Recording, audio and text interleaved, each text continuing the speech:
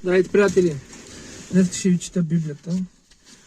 Битие 10 глава ще чета и ще видим докъде ще стигнем, приятели, да започваме. Цяла глава ще чета Библията. 10 глава. Битие. Така.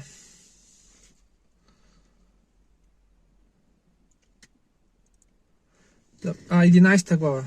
Защото съм чел 10 глава, извинявам се. А по цялата земя имаше един език и един говор. И като тръгнаха от изток, намериха поле в земята Сенар. И се заселиха там.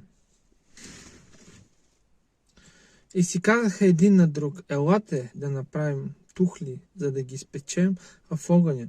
Тухли употребяваха вместо камъни, а смола употребяваха вместо хоросан. Така.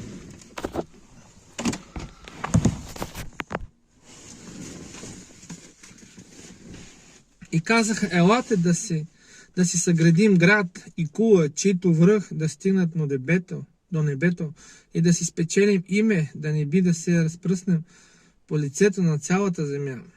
И Господ слезе да види града и кулата, която градяха човешките синове.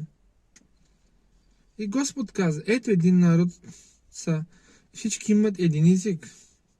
И това е само началото на тяхната дейност и вече няма да им бъде невъзможно нищо, което биха намислили да правят. Така. Елате да слезем и там да разбъркаме езика им, така че един на друг да не разбират езика си. Така Господ ги е разпръснал там по лицето на цялата земя и престанаха да градят града. Затова той се нарича Вавилон, защото там Господ разбърка езика на цялата земя и оттам Господ ги разпръсна по лицето на цялата земя. Ето родословието на Сим.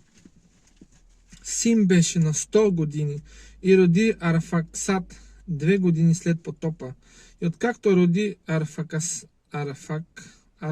Арфаксад, Сим живя 500 години и роди синове и дъщери.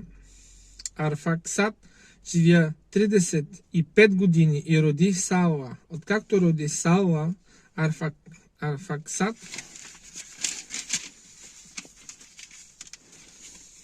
живя 403 години и роди синове и дъщери.